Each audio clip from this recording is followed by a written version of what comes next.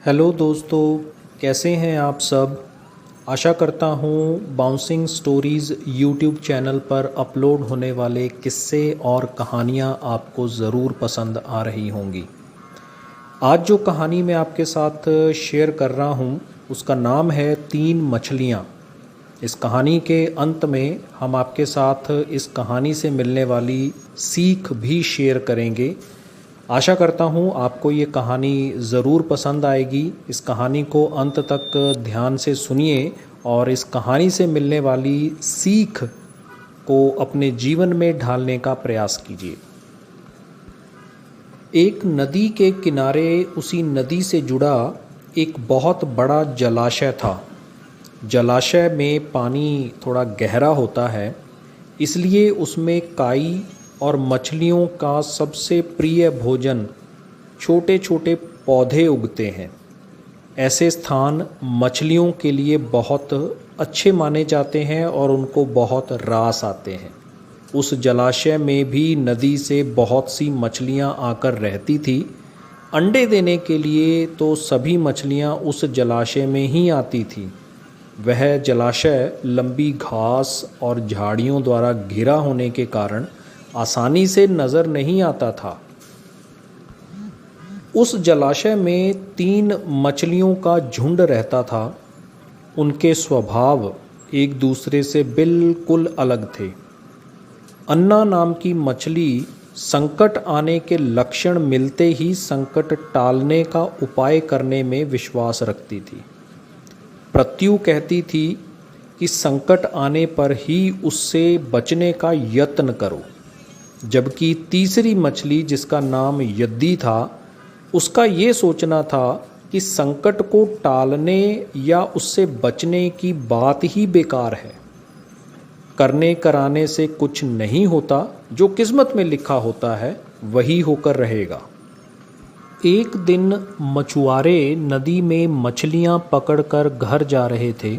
बहुत कम मछलियां उनके जाल में फंसी थीं, अतः उनके चेहरे उदास थे। तभी उन्हें झाड़ियों के ऊपर मछली खोर पक्षियों का झुंड जाता दिखाई दिया। सबकी चोंच में मछलियां दबी थी। वे चौंक गए। एक ने अनुमान लगाया, दोस्तों, लगता है झाड़ियों के पीछे नदी से जुड़ा जलाशय है, जहां इतनी सारी मछलियां पल रही हैं।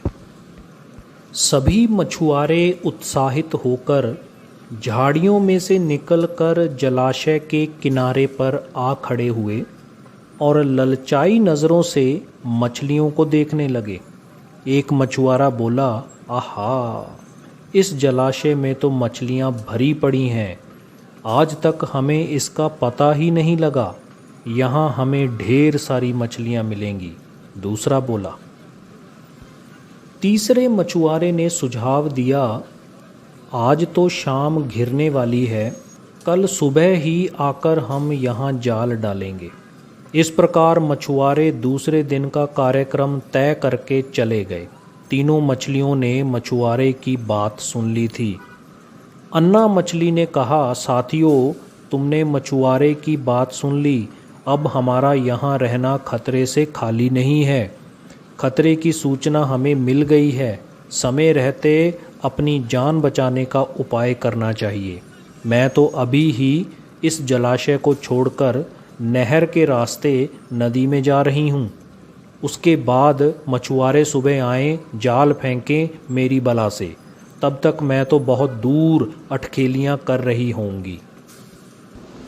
दूसरी मछली प्रत्यु बोली, तुम्हें जाना है तो जाओ, मैं तो नहीं आ रही। अभी खतरा आया कहाँ है जो इतना घबराने की ज़रूरत है। हो सकता है संकट आए ही ना। उन मछुआरों को यहाँ आने का कार्यक्रम रद्द करना पड़े। हो सकता है रात को उनके जाल चूहे कुतर जाएं। हो सकता है ये सब कुछ संभव है।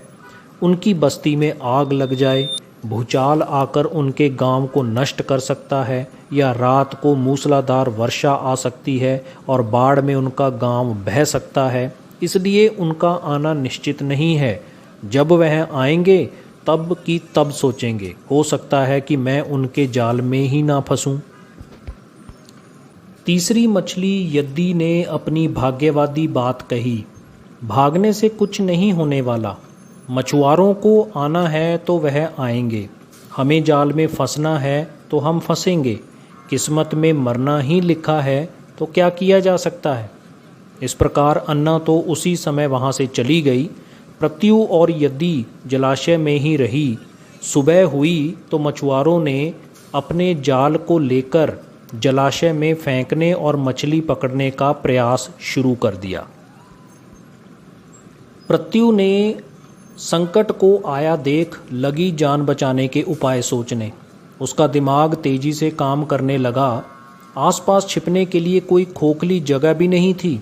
तभी उसे याद आया कि उस जलाशय में काफ़ी दिनों से एक मरे हुए ऊदबुलाव की लाश तैर रही है। वह उसके बचाव में काम आ सकती है। जल्द ही उसे वह लाश मिल गई। लाश सड़ने लगी थी। प्रत्यु लाश के पेट में घुस गई और सड़ती लाश की बदबू अपने ऊपर लपेट कर बाहर निकली। कुछ ही देर में मछुआरों के जाल में प्रत्यु फंस गई। मछुआरों ने अपना जाल खींचा और मछलियों को किनारे पर जाल से उलट दिया। बाकी मछलियां तो तड़पने लगी, परंतु प्रत्यु दम साधकर मरी हुई मछली की तरह पड़ी रही। मछुआरों को बदबू की भभक लगी तो मछलियों को देखने लगे। मछुआरे ने निश्चल पड़ी प्रत्यु को उठाया और सूंघा। यह तो कई दिनों की मरी मछली है, सड़ चुकी है।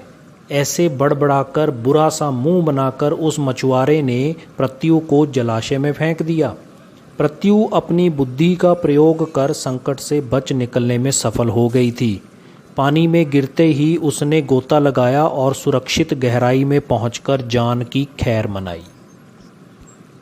यद्दी भी दूसरे मछुआरे के जाल में फंस गई थी और एक टोकरे में डाल दी गई थी। भाग्य के भरोसे बैठी रहने वाली यद्दी ने उसी टोकरी में अन्य मछलियों की तरह तड़प तड़प कर प्राण त्याग दिए। अब बात करते हैं इस कहानी से मिलने वाली सीख की। भाग्य भी उन्हीं का साथ देता है जो कर्म में विश्वास रखते हैं और कर्म को प्रधान मानते हैं। भाग्य के भरोसे हाथ पर हाथ रखकर बैठे रहने वालों का विनाश निश्चित है। तो दोस्तों, ये थी आज की कहानी और उससे मिलने वाली सीख। आशा करता हूँ आपको कहानी ज़रूर पसंद आई होगी और ये भी आशा करता हूँ कि आप इस कहानी से मिलने वाली सीख को ज़रूर अपने जीवन में ढालने का प्रयास करेंगे। तो आज के लिए इतना ही। मिलते हैं अगले एपिसोड में एक नई कहानी या नए किस्से के साथ। तब तक के लिए अपना ख्याल रखिए, अपने आसपास सफाई रखिए। धन्यवाद।